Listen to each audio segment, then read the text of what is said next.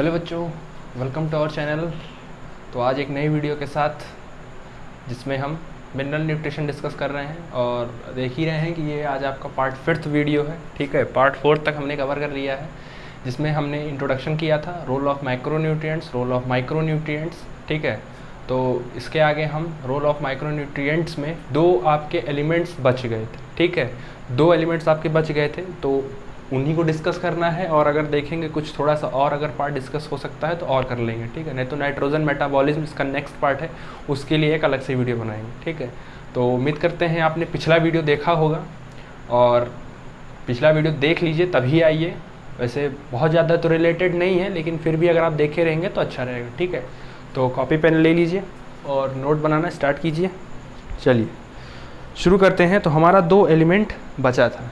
ठीक है, हमारा दो एलिमेंट बचा था। कौन कौन सा था? एक था हमारे पास मॉलिबेडनम और नेक्स्ट बचा था आयरन। ठीक है, तो हमारे पास यही दोनों एलिमेंट्स बचे थे, इन्हीं दोनों को कवर करना है, और इन्हीं दोनों को कवर करने के बाद हमारा मिनरल न्यूट्रिएंट्स का role of macronutrients and role of micronutrients ये कवर हो जाएगा। ठीक है, ये पार्ट पूरा कवर हो जाएगा। तो चलो स्टार्ट करते हैं वीडियो। चलो हेडिंग डालो, मॉलिबेडनम।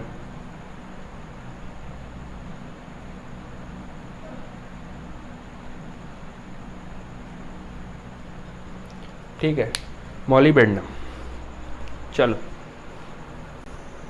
तो ये कुछ पॉइंट्स हैं मॉलिबेडनम में और उसके सिम्टम्स हैं। ठीक है, बहुत ज़्यादा बड़ा नहीं, बहुत छोटा सा है, अभी जल्दी से कवर हो जाएगा। ठीक है, कॉपी पेन उठा लो, लिखना स्टार्ट करो। देखो सबसे पहले क्या है कि सभी एलिमेंट में मैंने एक कॉमन बात बताई थी। क्या बताई थी?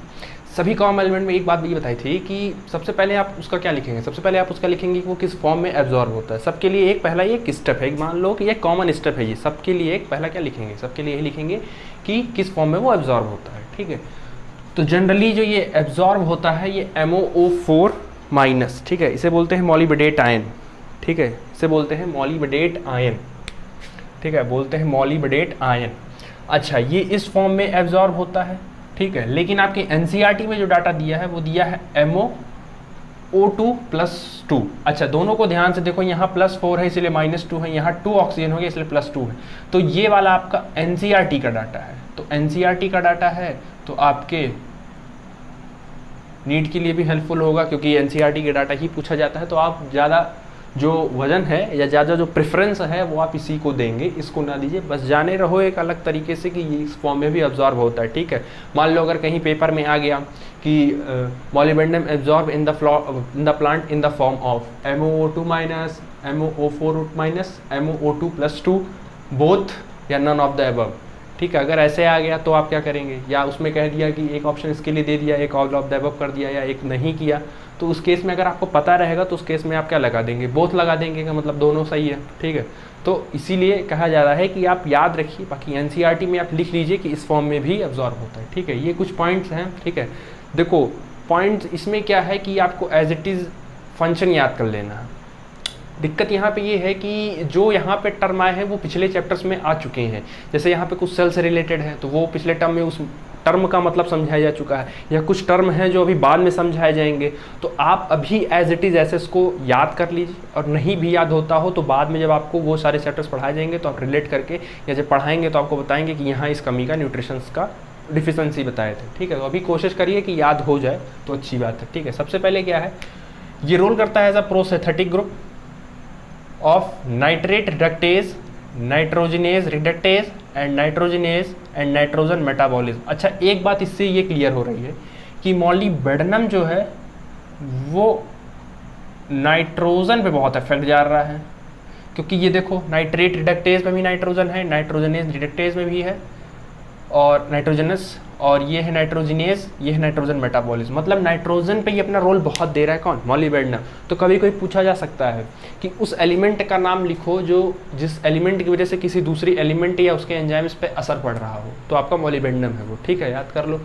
अच्छा, इसमें आता है प्रोसिंथेटिक ग्रुप का आता है। अब वही बात फिर से कहूँगा, बार बार हर वीडियो में या हर लेक्चर में बोलना पड़ता है कि प्रोसिंथेटिक ग्रुप जो है वो आप बायोमोलिक्यूल में पढ़ेंगे। बायोमोलिक्यूल आपका जो चैप्टर उसमें आप अगर देखेंगे तो आपको को एंजाइम, को फैक्टर, प्रोसिंथेटिक ग्रुप तीनों एक साथ दिया है, तो वहाँ उसको डिटेल करेंगे। यहाँ बताएंगे तो अभी आपको समझ में नहीं आएगा, क्योंकि वहाँ को एंजाइम को रिलेटेड से फैक्टर है। बस एक इतना जानिए कि ये एक ऐसा ग्रुप है जिसके होने या ना होने से एंजाइम की एबिलिटी पे डिपेंड कर रही है। मतलब अगर प्रोसिंथेटिक ग्रुप नहीं होगा तो एंजाइम काम नहीं करेगा। अभी तक आपने सिर्फ यही पढ़ा है कि एंजाइम के होने से आपके बॉडी में जितने लिविंग फंक्शंस हैं वो कैरी कर जाते हैं आराम से, पर अभी एंजाइम भी किसी पे डिपेंड कर रहा है, वो कर रहा है प्रोसिंथेटिक ग्रुप पे। मतलब जब तक प्रोसिंथेटिक ग्रुप है तब तक एंजाइम अपना रोल प्ले करता रहेगा, ठीक है। तो वो वहाँ पे अभी ऊपर जानो, बाद में वहाँ डिटेल में बता देंगे, ठीक है। तो ये एज अ पॉइंट याद कर लो। Tannin synthesis process, tannin synthesis. अब इसमें टैनिन क्या होता है, फिर वही बात। तो टैनिन का मतलब एक हिसाब से कह सकते हैं कि ये चमड़ा और कह सकते हैं कि प्लांट का जो लेयर होती है उसको बनाने में थोड़ा बहुत हेल्पफुल करता है, ठीक है। तो ज़्यादा रोल उसका नहीं उतना, ये बहुत इंपॉर्टेंट फंक्शन नहीं है, इंपॉर्टेंट फंक्शन ये है। बाकी इसके सिम्टम्स में क्या है, इंटरवेनाइलर क्लोरोसिस। क्लोरोसिस का मतलब क्या बताए थे, डेथ ऑफ टिश्यू नहीं, वो तो नेक्रोसिस था। क्लोरोसिस का मतलब होता है येलोइंग ऑफ लीव्स, लीव्स का येलोइंग हो जाना, ठीक है। अभी क्या इंटरवेनाइलर क्लोरोसिस, इसका मतलब कि जो वीन्स के बीच में जो जगह होगी, यानी जो लीफ होता है। अब लीफ के मैंने बताया था कि वीन्स होती हैं, ठीक है। मैंने ये बताया था आपको कि लीफ होती हैं, लीफ के बीच में ऐसे वीन्स होती हैं, वीनलेट्स होती हैं, मिडरिब होती हैं। इन सब को कि इन सब के बीच में जो ये मेन वाली लाइन जाती है जिसे हम इंटरवेनाइलर बोलते हैं, इसमें अगर पीलापन आ जाएगा, ठीक है। अगर इसमें पीलापन आ जाता है तो उसी को हम बोलते हैं इंटरवेनाइलर क्लोरोसिस। इसका एग्जांपल लेमन है, लेमन की पत्तियों में आप देख सकते हैं, ठीक है। नेक्स्ट है आपका इनहिबिशन ऑफ फ्लावरिंग। ये फ्लावरिंग को इनहिबिट कर देता है, ठीक है। फ्लावरिंग नहीं होगा। अब इससे एक चीज़ और निकाल सकते हैं कि अगर उस प्लांट में फ्लावरिंग नहीं होगा तो उस प्लांट में और क्या नहीं होगा, क्या नहीं होगा, नो फ्लावरिंग, नो फ्रूटिंग। क्योंकि बताए हैं जब किसी प्लांट में फ्लावरिंग होगा तभी उसमें क्या होगा, फ्लावरिंग होगा। बिना फ्लावरिंग के फ्रूटिंग नहीं होगा। वो कुछ एक्सेप्शंस हैं लेकिन उनको अभी नहीं। मोस्ट ऑफ द केसेस में फ्रूटिंग होने के लिए क्या होना जरूरी है, फ्लावरिंग होना जरूरी है, ठीक। चलो तो इतना लिख लो। और नेक्स्ट आता है आयरन। चलिए अगला है आपका एलिमेंट आयरन, ठीक है। आयरन है, फिर से वही बात, आयरन किस फॉर्म में एब्जॉर्ब होता है, प्लांट में किस फॉर्म में होता है। तो आयरन जो होता है वो Fe+3 के फॉर्म में होता है। किस फॉर्म में होता है, Fe+3 के। इसे हम केमिस्ट्री की भाषा में क्या बोलते हैं, Fe+3 को फेरिक, ठीक है। फेरस जो होता है वो कितना होता है, Fe+2। फेरस को हम Fe+2 बोलते हैं और फेरिक को हम Fe+3 बोलते हैं, ठीक है। तो फेरिक आयन के फॉर्म में एब्जॉर्ब होता है, ठीक है। पहला पॉइंट जो है इसका पहला पॉइंट काफ़ी इंपॉर्टेंट है स्कूल के पेपर के लिए और कंपटीशन के लिए भी इंपॉर्टेंट है, ठीक है। पहला पॉइंट ये है, रिक्वायरमेंट या required in larger amount comparison to other micro nutrients, ठीक है। सबसे पहली बात क्या है कि आयरन जो होता है वो किस कैटेगरी में आता है, आयरन जो आता है वो आता है माइक्रो न्यूट्रिएंट्स में। किसमें, मन, जन, कल, कु, नी, बो, मो, पी, माइक्रो में आता है। माइक्रो में इतने सारे हैं लेकिन उन सभी में सबसे ज़्यादा चाहिए लार्जर अमाउंट। मतलब आपके पास मन, जन, कल, कु, नी, बो, मो, इन सभी से आयरन की क्वांटिटी ज़्यादा होनी चाहिए। Requirement in larger amount comparison to other micro nutrients है, याद रखना, मैक्रो नहीं है। कंपटीशन के पेपर में यही करेगा, which of the following statement is correct या which of the following statement is incorrect. तो उसमें दे देंगे कि 4 पॉइंट दे देंगे, उसमें लिख देंगे requirement in larger amount comparison to other macro nutrients. आप जल्दबाजी में पढ़ेंगे, आपको मैक्रो माइक्रो में अंतर नहीं समझ में आएगा। तो एक बार ध्यान से देख लो कि ये माइक्रो का पार्ट है और ये सभी माइक्रो की में से सबसे इसको ज़्यादा अमाउंट में होना चाहिए, ठीक है। नेक्स्ट पार्ट है आपका important constituents of protein involve in electron transfer like ferredoxin and cytochrome. अच्छा, अगर आपको याद होगा, अगर आपको याद हो तो बताइए हमको कि फेराडॉक्सिन किस एलिमेंट में और आया था, ठीक है। जल्दी से कमेंट कीजिए, पॉज करके जल्दी से कमेंट कीजिए तुरंत कि फेराडॉक्सिन किस और एलिमेंट में आया था। आपको बता दिए हैं, ठीक है, फेराडॉक्सिन किस और एलिमेंट में आया था या किसका कॉन्स्टिट्यूएंट था, ये बता दिया। चलिए मैं बता देता हूँ, फेराडॉक्सिन जो आया था वो आया था सल्फ़र में, अगर याद हो, और अगर नहीं याद हो तो अच्छी बात नहीं है, ठीक है, पलट के देखिए, याद करिए, वहाँ पे देखिए आपको लिखवाए थे विटामिन्स, थायमीन, कुछ थायमीन्स, विटामिन, कोएंजाइम और आपके साथ फेराडॉक्सिन भी था वहाँ पे, ठीक है। तो वहाँ पे important constituent of protein involved in electron transport like ferredoxin and cytochrome. देखिए इसमें क्या है कि जब आप अभी फोटोसिंथेसिस पढ़ेंगे और रेस्पायरेशन पढ़ेंगे, अभी जब फोटोसिंथेसिस और रेस्पायरेशन पढ़ेंगे तो वहाँ हम आपको photosystem second and photosystem first पढ़ाएंगे। वहाँ जब फोटोसिस्टम फर्स्ट और सेकेंड पढ़ाएंगे तो वहाँ आपको एक इलेक्ट्रॉन ट्रांसपोर्ट सिस्टम या इलेक्ट्रॉन ट्रांसपोर्ट चेन पढ़ाया जाएगा, जिसमें आपको क्या बताएंगे कि इलेक्ट्रॉन निकलता है, निकलने के बाद इलेक्ट्रॉन एक्सेप्टर होते हैं, कुछ इलेक्ट्रॉन को एक्सेप्ट करते हैं, तो वो पर्टिकुलर कंपाउंड होते हैं, जैसे फेरस सल्फेट प्रोटीन हो गया, ठीक है, आयरन सल्फाइड प्रोटीन हो गया, फेराडॉक्सिन हो जाता है, साइटोक्रोम हो जाता है, ये सब इलेक्ट्रॉन को एक्सेप्ट करते हैं और आगे प्रोसीड करते हैं। तो उसी में क्या है कि आयरन जो है, आयरन फेराडॉक्सिन का एक पार्ट हो गया, और आयरन एक आता है आपका FeS, ठीक है, FeS, ये बहुत इंपॉर्टेंट होता है, किस लिए काम आता है, ये इलेक्ट्रॉन एक्सेप्टर के लिए, ठीक है। तो अभी आप नोट कर लीजिए, अभी जब को फोटोसिंथेसिस पढ़ेंगे वहाँ पढ़ाएंगे, ठीक है। तो इंपॉर्टेंट कंस्टेंट होता है protein involved in electron transport like ferredoxin and cytochrome. Next है आपका reversibly oxidise from Fe+2 Fe3 during electron transport. अगर याद होता है तो ठीक है, नहीं तो कोई बात नहीं, क्योंकि ये सभी पॉइंट्स आपके फोटोसिंथेसिस से ही उठाए गए हैं। पर्टिकुलरली कोई इसका वैसा फंक्शन नहीं है, इसका उपयोग देखा गया है, तो ये पर्टिकुलरली जितने फंक्शंस हैं ये आपके फोटोसिंथेसिस वाले ही उठा के यहाँ पे लाके रखे गए हैं, ठीक है। तो ये फंक्शन भी आपका फोटोसिंथेसिस का ही है, +2 से +3 में जाना। Essential role in chlorophyll synthesis, इसको याद कर लो कि क्लोरोफिल सिंथेसिस में काफ़ी रोल डिपेंड करता है। Necessary for activity of एकोनिटेज enzyme, ठीक है, ये एनसीईआरटी में नहीं दिया है तो वहीं पर नोट कर लो, यहाँ आयरन में है वहाँ पे नीचे नोट कर लो कि necessary for activity of एकोनिटेज enzyme for respiration. अब देखो रेस्पायरेशन आ गया तो रेस्पायरेशन तो अगला चैप्टर है, अगले का अगला है, तो इसीलिए कह रहे हैं कि आप टेंशन मत लीजिए, आपको सब पढ़ाया जाएगा तो आपको फंक्शन, देखिए अभी आप याद नहीं करते तो भी चलेगा, क्योंकि जब आपको वो चैप्टर्स पढ़ाएंगे तो वहाँ रोल आपको डिटेल बताएंगे, तो आपको जब रोल समझ में आ जाएगा हर एलिमेंट का तो आपको ऑटोमेटिक सब कुछ याद होता जाएगा, ठीक है। तो अभी टेंशन मत लो, लिखते जाओ, नोट्स बनाते जाओ, याद हो जाएगा, ठीक है।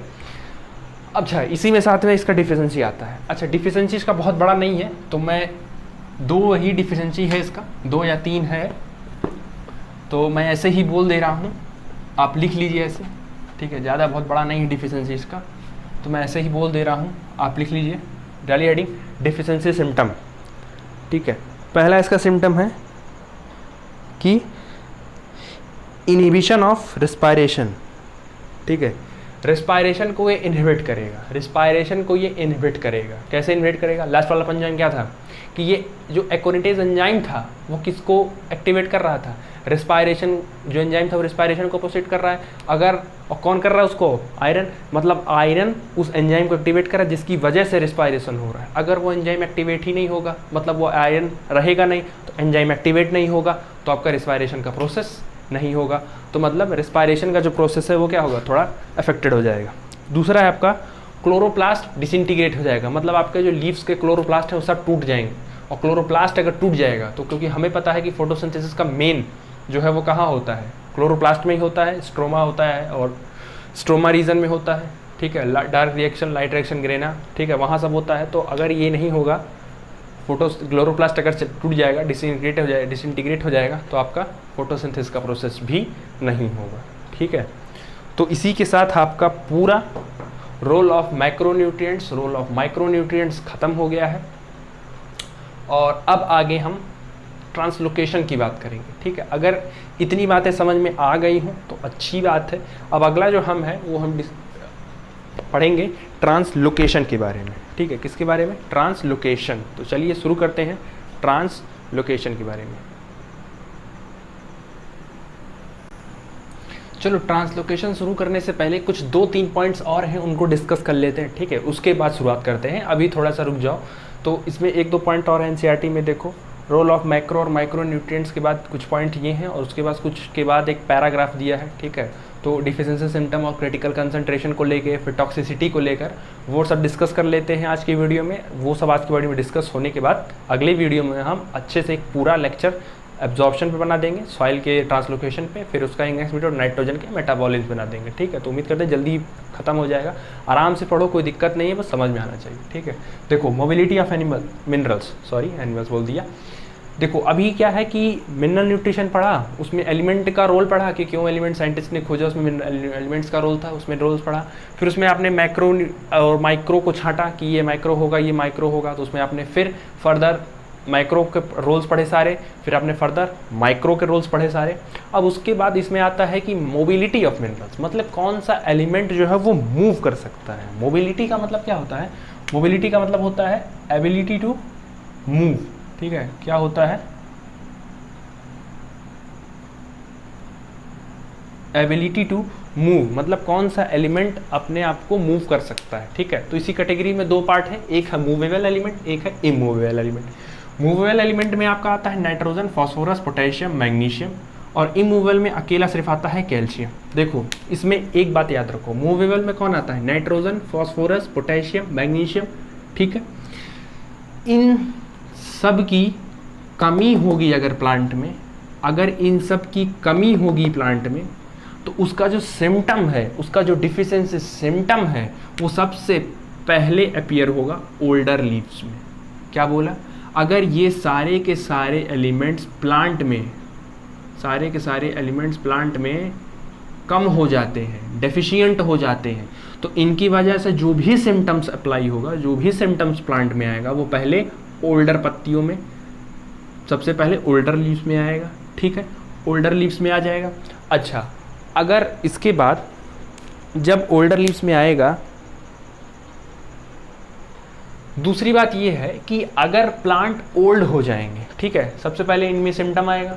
अगर प्लांट ओल्ड हो जाते हैं तो प्लांट क्योंकि ओल्ड हो जाएगा तो अब उसकी वो कैपेसिटी नहीं रही है ना फोटोसिंथेसिस करने की, ना तो ट्रांसपीरेशन करने की, वो कैपेसिटी नहीं रही है प्लांट की। तो वो क्या करेगा, क्योंकि अब इसके पास कोई काम तो है नहीं, तो ये तो कुछ करने नहीं पाएगा। तो ये क्या करेगा, अगर इन एलिमेंट को रखा है, देखो इसमें दो बातें बताई जा रही है। पहला क्या होता है कि इन सब की कमी का सबसे पहला सिम्टम ओल्डर लीव्स में आएगा, पहली बात ये खत्म हो जाएगा। दूसरी बात ये कह रहा है कि क्योंकि पत्तियां बूढ़ी हो गई हैं तो अब वो सब काम नहीं कर पाएंगी। जैसे जब आदमी एडल्ट होता है तो उसके पास एनर्जी ज़्यादा होती है, वो कुछ भी कर सकता है, लेकिन जैसे जैसे पर्सन की या किसी भी एनिमल आदमी की जब एज होती है तो उसकी वो एनर्जी नहीं रह जाती है जो उसके एडल्ट एज में रही होगी, ठीक है। वही काम है कि ओल्डर लीव्स में वो काम करने की शक्ति बची नहीं, तो जब शक्तियाँ बची नहीं उसमें, तो वो क्या करेगा, जो भी इसके पास एलिमेंट होगा, नोट करो, जो भी इसके पास एलिमेंट होगा वो उसको मूव करा देगा किसके पास? यंग प्लांट पार्ट के पास। क्या बोला? जो भी इसके पास एलिमेंट होगा वो उसको मूव करा देगा यंग प्लांट पार्ट्स के पास। मतलब क्या कह रहा है? मतलब ये कह रहा है कि ये सब जो है मूवेबल होते हैं, ओल्डर्स में दिखेंगे, पत्तियां बूढ़ी होंगी तो क्योंकि ये तो मूव कर सकते हैं तो ये ओल्डर से मूव कर जाएंगी यंगर की तरफ, तो ये मूवेबल है। बात समझ में आ गई? दो फंक्शन लिख लो। दूसरा है इमूवेबल, ये जनरली मूवेबल होता है कैल्शियम मूव नहीं कर सकता है, ड्यू टू इट साइज बोल सकते हैं, क्योंकि साइज़ इनकी थोड़ी सी बड़ी होती है इसलिए नहीं करते हैं ये, ठीक है। बाकियों के आप अगर देखेंगे तो तब भी ठीक है। एटॉमिक नंबर इसका 12 होता है, इसका 19 होता है, फॉस्फोरस का 15 हो गया और इसका 7 हो गया, और कैल्शियम का थोड़ा 20 होता है। तो एक अंदाज़ा ऐसे लगाया जा सकता है, पर ये सही नहीं है। एक मोटा मोटी तौर पे मैंने ये बताया कि इसमें कैल्शियम जो है, कैल्शियम ये इमूवेबल होता है। क्या होता है? इमूवेबल होता है। ये सबसे पहले किस में अपीयर होंगी? ये सबसे पहले अपीयर होंगी यंग लीफ में या यंग पार्ट में। प्लांट का यंग पार्ट जो होगा इसमें सबसे पहले अपीयर होंगी। मतलब इसका कमी, अगर प्लांट के में कैल्शियम की कमी हुई तो इसका डिफिशिएंसी सिम्टम सबसे पहले किस में होगा? यंग पार्ट में होगा। अब एक कॉमन सी बात है, इसीलिए इसको मूवेबल बनाया, इसको इमूवेबल बनाया गया, क्योंकि मूवेबल होता तो ये ओल्डर में चला जाता, क्योंकि भैया ओल्डर से तो यंगर में आ रहा है, तो ओल्डर यंगर से फिर ओल्डर में क्यों जाएगा? तो ये बातें हैं, याद रखो और इनको नोट कर लो कहीं कि मोबिलिटी ऑफ मिनरल्स में दो आपके आते हैं। कौन सा? एक आता है मूवेबल और एक आता है इमूवेबल। मूवेबल में एग्जांपल आपका आता है नाइट्रोजन, फॉस्फोरस, पोटेशियम, मैग्नीशियम, ठीक है। सबसे पहले इसका डिफिशिएंसी सिम्टम ओल्डर लिस्ट में दिखाई देता है, उसके बाद कि जो भी ओल्डर लीव्स होती हैं उसमें अगर एलिमेंट्स ये सब हैं तो उनको ट्रांसफ़र कर दिया जाता है किसमें, यंगर लीव्स में, ठीक है, जो कि मूवेबल होती हैं। दूसरा आता है आपका इमूवेबल, जो कि कैल्शियम है। कैल्शियम है तो सबसे पहले इसका सिम्टम्स या इसका डिफिशिएंसी सिम्टम किस में अपीयर होगा, यंगर लीव्स में अपीयर होगा, ठीक है। तो इतनी बातें लिख लो और याद कर लो। उसके बाद एनसीईआरटी में टॉपिक आता है role and deficiency of symptoms, क्योंकि ये पहले दिया एनसीईआरटी में, तो मैं इसको बाद में से पहले दिया है या बाद में दिया है, मैंने देखा नहीं ध्यान से उसको, ठीक है, तो देख लेते हैं, इसको भी कवर कर लेते हैं। Role and deficiency symptom of nutrients, क्योंकि हमने रोल कवर कर लिया, ठीक है, रोल कवर कर लिया। अभी हमें क्या देखना है, deficiency symptoms. Deficiency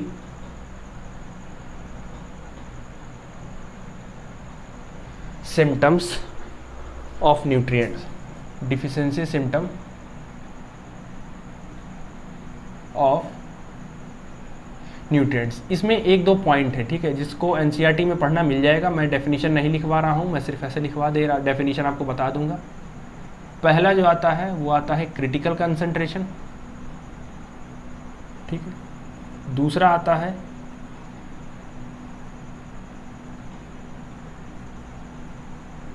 deficiency symptom क्या होता है, और इसके पहले अगर डिफाइन करे जाए तो ये तीसरा हो सकता है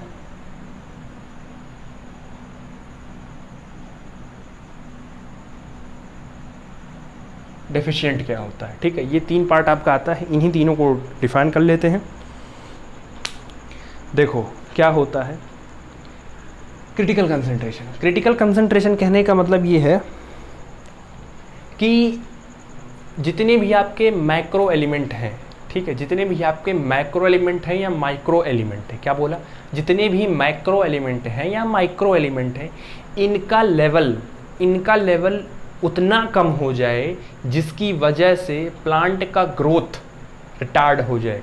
यानी अगर मैक्रो और माइक्रो में से किन्हीं सभी एलिमेंट्स में से, इन जितने एलिमेंट हैं उन सब का में से अगर इन सब की अमाउंट उतना कम हो गया कि जिसकी वजह से प्लांट की ग्रोथ रिटार्ड हो गई, मतलब इनका अमाउंट इतना कम हो गया कि प्लांट को अफेक्ट करने लगे, तो ऐसे को हम बोलते हैं क्रिटिकल कंसंट्रेशन। क्रिटिकल का मतलब क्या होता है, केस बहुत क्रिटिकल है, मतलब अब बहुत ख़राब अवस्था आ गई, बहुत थोड़ा चांसेस बहुत कम है। तो प्लांट की ग्रोथ जब रिटार्ड हो जाए, कब रिटार्ड होगी, जब उन सभी एलिमेंट्स की मात्रा बहुत ज़्यादा कम होने लगेंगी, तो ऐसे को हम क्रिटिकल कंसंट्रेशन बोलते हैं। अब डेफिशिएंट क्या है, डेफिशिएंट क्या है कि अगर क्रिटिकल कंसंट्रेशन से एलिमेंट का कम हुआ, एसेंशियल एलिमेंट अगर कम हुआ क्रिटिकल कंसंट्रेशन से, तो उसी को हम डेफिशिएंट बोलते हैं।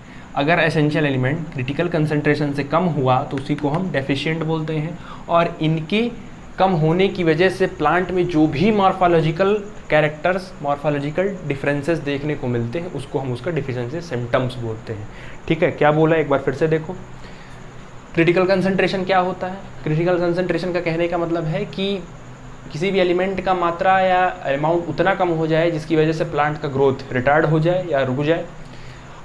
क्रिटिकल कंसंट्रेशन से अगर जितना एसेंशियल एलिमेंट कम होगा उसी को हम डेफिशिएंट बोलते हैं, और ये डेफिशिएंट की वजह से प्लांट में जो भी मॉर्फोलॉजिकल चेंजेस आएंगी उन्हीं को हम उसका डेफिशिएंसी सिम्टम्स बोलते हैं, ठीक है। क्लियर है, तो तीनों लिख लो, उसको लिख लो कॉपी में। चलो अगला है, कुछ इंपॉर्टेंट है पॉइंट एनसीईआरटी में दिया है, उन पॉइंट्स को डिस्कस कर लेते हैं, ठीक है। मैं टोटल एनसीईआरटी कवर करने की कोशिश कर रहा हूँ, आप भी एक बार एनसीईआरटी जरूर पढ़ लीजिएगा, ठीक है। एनसीईआरटी पढ़ लेना ज़्यादा अच्छा रहेगा। अभी बाकी के जितने एलिमेंट हमने डिस्कस की उसमें एक दो सिम्टम्स भी बताए थे आपको, एक बताया था आपको क्लोरोसिस और एक बताया था आपको नेक्रोसिस। एक बताया था क्लोरोसिस, एक बताया था नेक्रोसिस। उम्मीद करते हैं आपको याद होगा कि क्लोरोसिस मतलब होता है येलोइंग ऑफ लीव्स और नेक्रोसिस मतलब होता है सेल और डेथ ऑफ टिश्यू, ठीक है। तो क्योंकि आप क्या करिए, आप भी नोट कर लीजिए, क्योंकि आपको कुछ इंपॉर्टेंट है तो आपको बार बार देखने की ज़रूरत नहीं पड़ेगी, एक जगह कहीं नोट कर लीजिए कि किन किन एलिमेंट की वजह से क्लोरोसिस होता है और किन किन एलिमेंट की वजह से नेक्रोसिस हो रहा है, किन किन एलिमेंट की वजह से फ्लावर ग्रोथ रुक रहा है, ठीक है। ऐसे ही कुछ कुछ मैंने एक शॉर्ट में आपको नोट कर दिया है, ठीक है। सबसे पहला मैंने लिखा है क्लोरोसिस। क्लोरोसिस में आपका लॉस ऑफ क्लोरोफिल, ठीक है, इसमें लिखा मैंने chlorosis loss of chlorophyll. Chlorophyll में आपके पास इतने एलिमेंट हैं, मन, जन, मॉस, मग्न, कफी, ठीक है, इसको याद करने का कोई भी ट्रिक है तो अगर आपके पास कोई ट्रिक है तो आप उसे कमेंट बॉक्स में कमेंट कीजिए, सब लोग जाने उसे। ठीक है, हालांकि जो मैंने बनाया है मन, मंजन, मौस, मग्न, कफ़ी। ठीक है, जैसा आपको याद लगे, अगर आप इससे अच्छा बना सकते हैं तो आप बना के कमेंट बॉक्स में कमेंट करिए। तो ये क्लोरोसिस की वजह से होता है। ठीक है, क्लोरोसिस किन किन वजह से होता है? इन किलो की वजह से होता है। अगर ये सारे एलिमेंट्स नहीं हैं तो क्लोरोसिस होगा। कौन कौन सा? मंजन, मंजन, मॉस, मग्न, कफ़ी।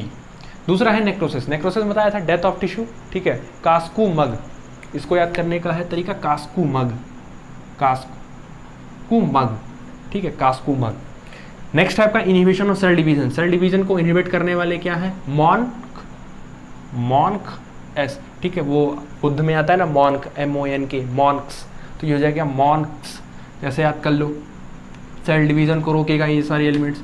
डिले फ्लावरिंग कौन करना है? नस्मो।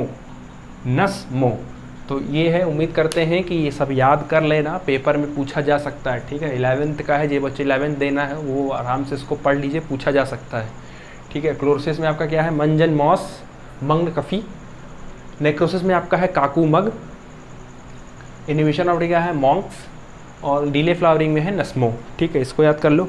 इसके बाद एक अलग टॉपिक आता है टॉक्सिसिटी ऑफ माइक्रोन्यूट्रिएंट्स। ठीक है, इसी में बता देते हैं फटाफट जल्दी से, और उसके बाद वीडियो को एंड करते हैं।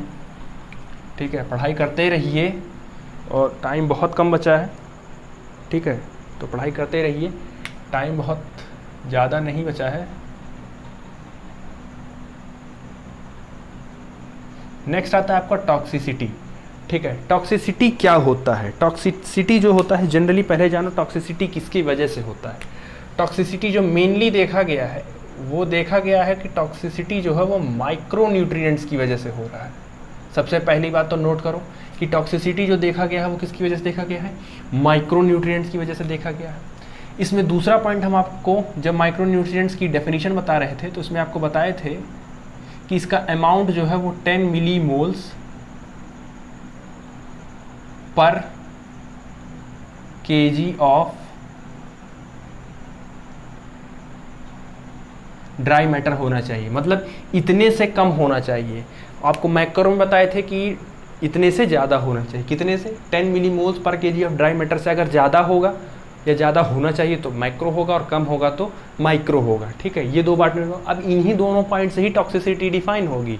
कैसे डिफाइन होगी? देखो, अगर प्लांट में मैक्रोन्यूट्रिएंट्स की अमाउंट, अगर प्लांट में माइक्रोन्यूट्रिएंट्स की अमाउंट एक सर्टेन पॉइंट से कम हो जाती है, जैसे मान लो ये एक बेसिक पॉइंट हो गया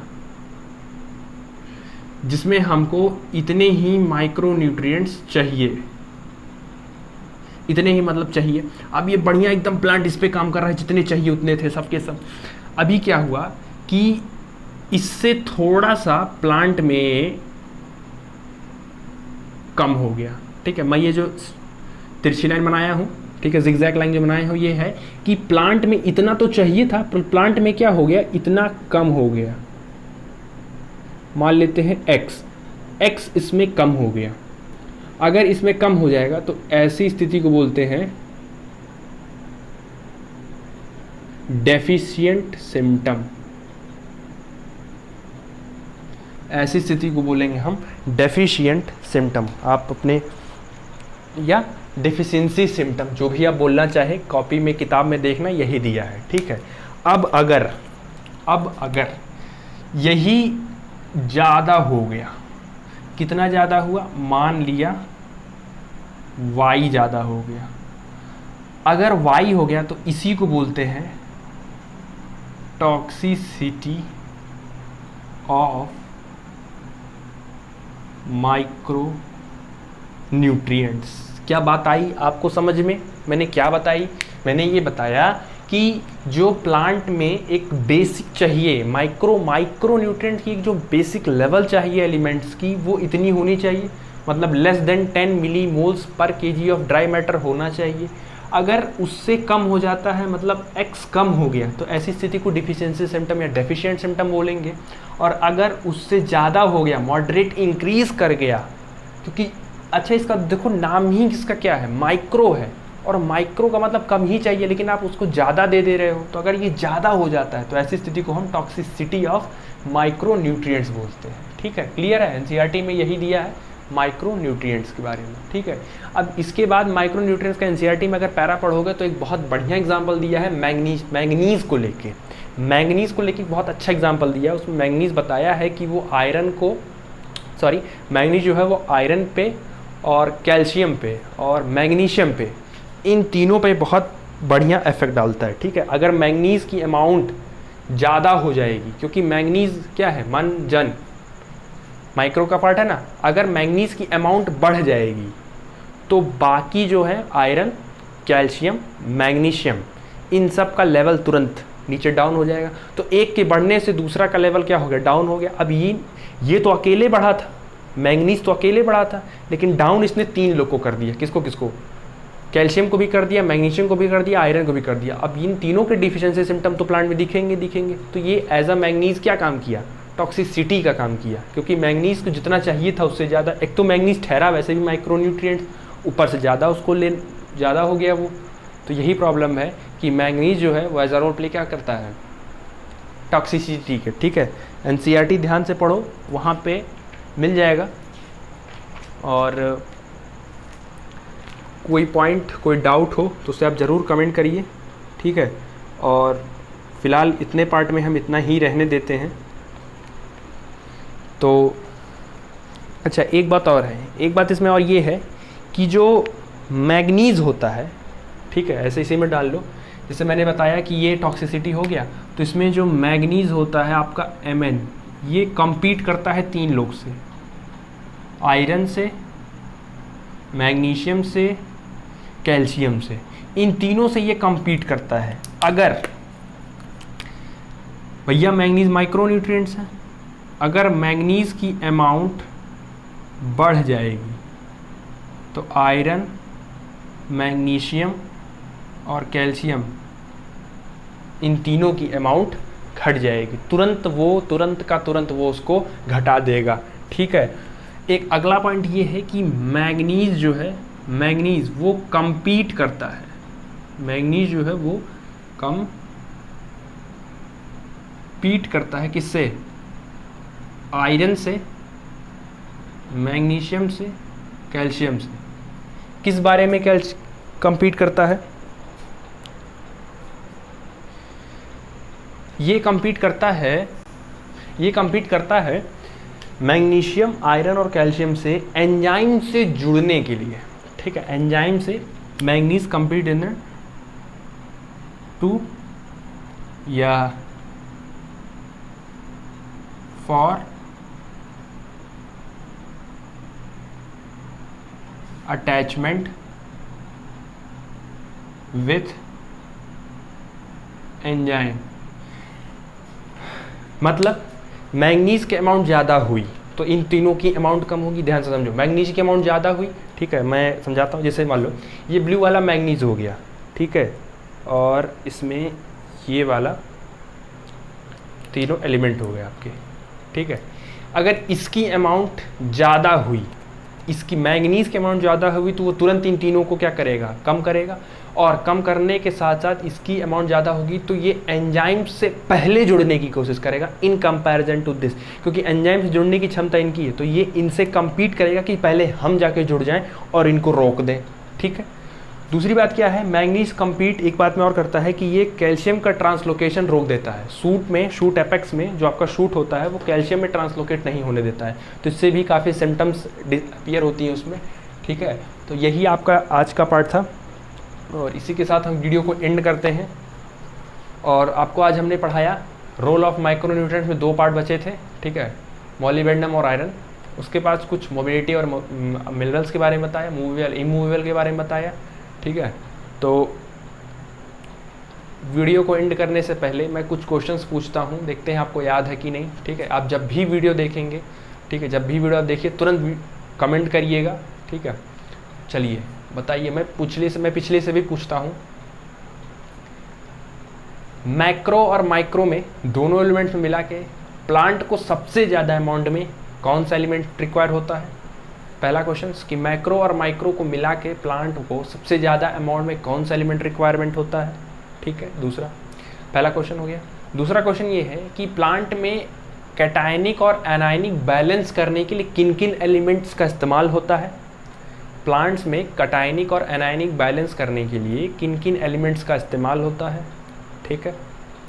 तीसरा है कि आप बताएंगे कि फोटोसिंथेसिस में वाटर स्प्लिटिंग और ऑक्सीजन को निकालने के लिए कौन सा एलिमेंट जिम्मेदार होता है, मतलब उसकी वजह से ही वो प्रोसेस होता है, ठीक है। और मूवेबल एलिमेंट्स के एग्जाम्पल बताइए, ठीक। इतने क्वेश्चंस के आप आंसर कमेंट बॉक्स में कमेंट करिए। जब भी आप देख रहे हो वीडियो तुरंत कमेंट करिए, ठीक है। पढ़ाई करते रहिए, क्योंकि अभी जो इस टाइम है पढ़ाई का उतना अच्छा तो नहीं है, लेकिन फिर भी आप पढ़ाई करते रहिए, नोट्स बनाते रहिए, और उम्मीद करते हैं कि जो भी पढ़ाए होंगे आपको उसको समझ में आया है। वीडियो से रिलेटेड कोई भी कमेंट हो, कोई सजेशन हो कि कुछ दिक्कत हो रही है, कोई पॉइंट्स में दिक्कत हो रही है या पढ़ाने में कुछ दिक्कत हो रही है, ठीक है। नोट्स मैं कोशिश कर रहा हूँ कि नोट्स आपको बनवा दूँ, तो अगर कोई भी दिक्कत हो आप तो कमेंट बॉक्स में कमेंट करिए। और उम्मीद करते हैं जो भी पढ़ाया गया आज आपको समझ में आया होगा।